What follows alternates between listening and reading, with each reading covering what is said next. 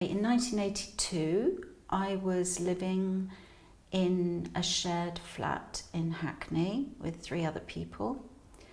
And I was doing a PhD in Henry James. I wasn't getting on terribly well with it. And I was one of the people in the flat. We were all socialists. That's something that I had discovered, socialist ideas, when I'd gone to university, because I came from a very, very conservative sort of background. And one of my flatmates, Chris, he was gay, very out gay man, very much on the scene, and had a kind of very confident, it seemed to me, confident kind of gay identity. And I was questioning my own sexuality. I had had one relationship with a woman when I was an undergraduate. And he saw this advert for the Gay Video Project, or Gay Youth Video Project in Capital Gay. And he showed it to me. And I went along with him for something to do, I think, and because I was interested. And I think I took my friend who was staying with me at the time, Stella, I think she came along the same, suddenly come to me. Anyway, she was straight, but I went along to sort of just see what was going on, and immediately started to feel that there was a group forming.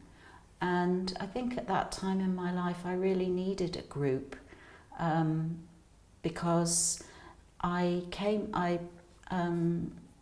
did come out, well, yeah, it's difficult to get it in the right. I wanted to be part of this group. It seemed really exciting. People were playing with cameras and sound and pictures, and I was very interested in photography. And I was very interested in writing and literature and films, and I'd was seeing a lot of independent films, art films, international films, and I'd become very opened up to kind of all different sorts of culture, because I'd grown up in such a conservative, mainstream sort of atmosphere. And so it appealed to me to kind of explore these things that people were doing. I was very taken with the idea of gay identity. I'd wanted to not label myself before, but it started to become something that I did want to embrace, was a lesbian identity. At the time, I knew I was bisexual, but I could see that you couldn't be bisexual if you wanted to be in this group. So I kind of adapted to that, and I came out as lesbian. And I had a relationship with somebody in the project, and I came out as a result of that in the process of Framed Youth in my family. And I got rejected quite severely. It was very, very traumatic. And I really had nowhere to go but this group to get support and people who understood. And so it became very much part of my survival strategy, being in the group and taking part and playing a part in it. I was never in the lead of experimenting with ways of doing things. I remember once filming somebody, interviewing somebody, and I was on the camera, and I started filming their hands, their feet, and the way, and their body and their face as they were talking, and realizing that it was good to a certain extent, but you couldn't keep doing that. It started to become fetishized. It started to become voyeuristic. But it was interesting up to a point, and I started to realize that I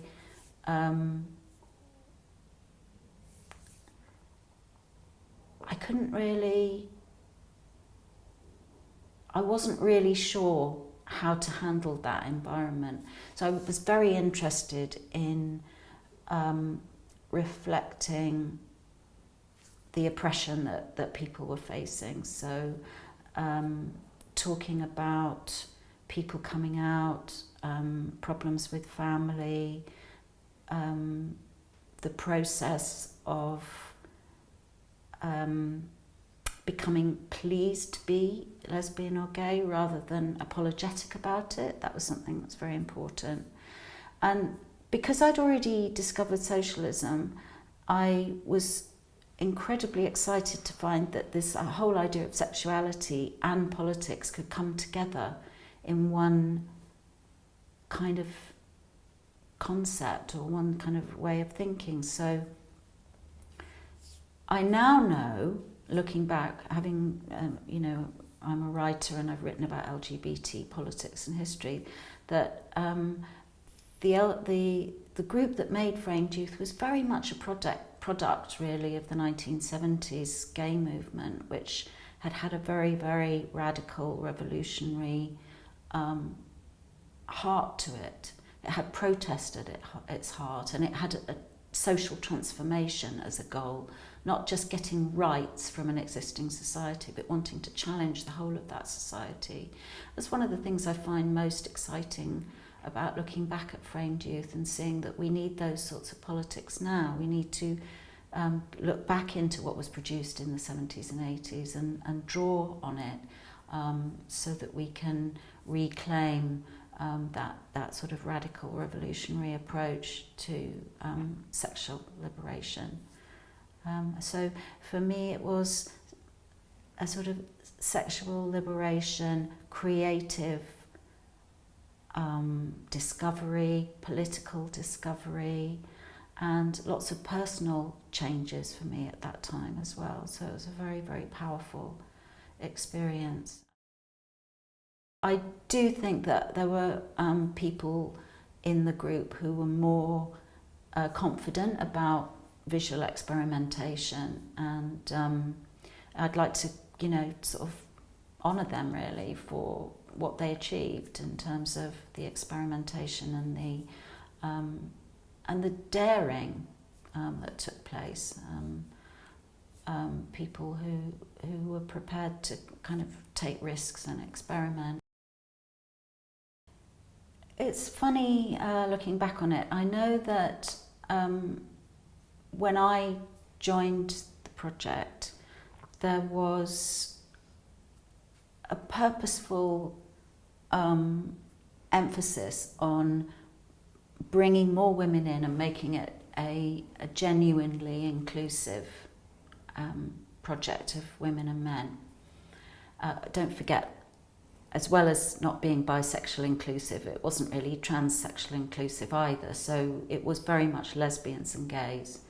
And so I became, now I'll tell you what, to be quite honest, again, you see, I didn't take the lead in that. That was something that just I watched happen. So I became part of a group that was really angry with all the men in the group and wanted to make a stand about having aspects of the film that were generated by women and that women did autonomously. They didn't want to always be doing things led by men, or the gay scene itself was quite male dominated, and the women's clubs were very much they weren't such commercial settings. So women were seen as a kind of oppressed minority within the lesbian and gay community and within that group as well, and that they needed to have a space in order to articulate and firm up, what they wanted to say in the group. They needed to have their own space to decide how the women's issues were going to be presented. And again, I was like, I don't think I really fully understood what that meant, but there were women in the group, Claire and Jill and Kim, Rose, Trill, Pom, and I think they had a clear idea that if you were going to make a strong women's presence in the film, women needed to work independently to create their own voice, and I think it's done brilliantly. I think they succeeded really well in presenting a really in-depth and rich kind of impression of what the lesbian and gay community was up against. There were lots of arguments, there were lots of disagreements, there were resentments in the group, there were ongoing tensions, there were debates that went on and on and on, which I found a great strain, and I often didn't really understand. But you know, looking back on that's quite extraordinary that a group of young people could stick together through that and come through all those debates and find common ground and to make something creative together in a group. And it is a genuine group effort. There wasn't one person in charge, and if there was a desire at the beginning that, or a plan that Philip Timmins and Andy Lipman would produce and direct something about young lesbians and gays, that was absolutely turned on its head. And Philip became the sort of facilitator for what the group wanted to do. And I think that, you know, that's a really important moment in filmmaking, that it is possible to make something collectively, but it takes blood, sweat and tears to do that. But the rewards are, you know, huge. I can remember near the beginning, we were talking about what we were going to be making, because Philip said, I remember him saying this, they've given us this money, it's for development. We can just give them back a pile of crap. There won't be any, there won't be any comeback. We could give them a pile of crap, and they would say, "Okay, we've spent the money, and you've given us a pile of crap, and that's fine." But I think that there was a decision made that we wanted to make something. We wanted to finish something. We wanted to unify what we were doing and have something to show for it. And I think that was an extraordinary sort of commitment. And it meant that people they worked really hard over that year. People worked full time on it for nothing. And wanted to produce something that was finished and that they felt proud of, and that they felt spoke the truth, and that they felt was genuinely and they wanted to be creative. They wanted to create something, and they wanted it to be really provocative and, let's put this that word, we would say now, edgy or interventionist, something that would be a surprise, that would be unexpected, that would be unconventional, and be surprising and wake people up. When the film won the Grierson Award, we were all, what? It's done what? What's that mean? And we didn't know it had been put in for it, and it was very surprising and a bit alarming that it had won this award and become like a mainstream event in a way. I can remember we all went along to the screening at the NFT, as it was then, like school kids in a big, we were quite unruly. We were very colourful, unruly bunch of people. But there were some people that didn't like the fact that it was that it won the Grierson Award. Ernest Anstey, who was one of the judges, said it was one of the worst. It's something like it was one of the worst exhibitions of the worst type of navel gazing. Just a homophobic statement dressed up as some kind of clever criticism, but not everybody wanted Framed Youth to win the Grierson Award. I think that Framed Youth is a wonderful resource for LGBT history.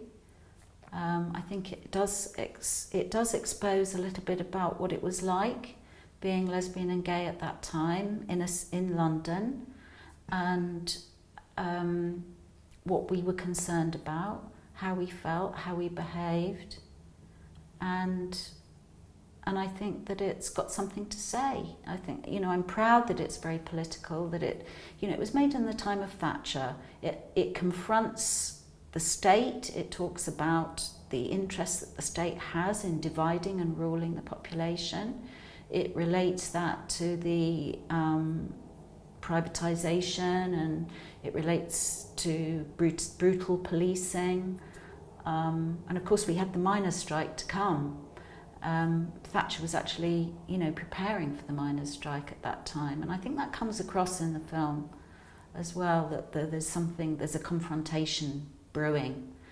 And, I hope that people watch it and find it an insight and also an inspiration about how we do need to keep the fight for sexual liberation as a political protest. Basically, once Channel 4 decided that they wanted to screen it, they not only had to buy it from us, but the whole question of all the copyrighted material that we had used in it with absolute abandon. We had no holds barred. We filmed off the telly, we used pop songs, we used whatever we like, and it all had to be gone through moment by moment, second by second, identifying where clips had come from, because we didn't even remember where clips had come from. So Channel 4 put us in touch with a film researcher who's now a very successful documentary filmmaker, Claire Bevan, and she had to go through split second by split second every little bit of Framed Youth, making sure that every little bit of music, and there was also the music that was playing in the bars where we were interviewing people, that had to be cleared as well. It was a really tremendous process of unbelievable detail. So it was screened at the BFI, and I didn't go, but I got my dad and my stepmother to go. I don't know why I did. I thought that they should see what I'd been doing. And so they went and they saw it at the BFI, and when I spoke to them afterwards, my dad's terribly homophobic. They're very homophobic. My dad said, well, the subject matter was obnoxious, but it was a very well-made film. And my stepmother said, it could sell ice to the Eskimos. It was screened after hours as a kind of X-rated material in a way, not actually, but, seen as something that wasn't family viewing. And, it reflects the kind of contradictory nature of, a group of people that are seen to be, not, at the time homosexuality was equated with paedophilia. We were seen as perverts, we were seen as, corrupting and, undesirable and so on. But it kind of creates an underground, it creates a counterculture, it creates something that, although it's hidden, grows in confidence and so on. Very different from now, where Framed Youth would be very much something that would be shown in mainstream viewing time.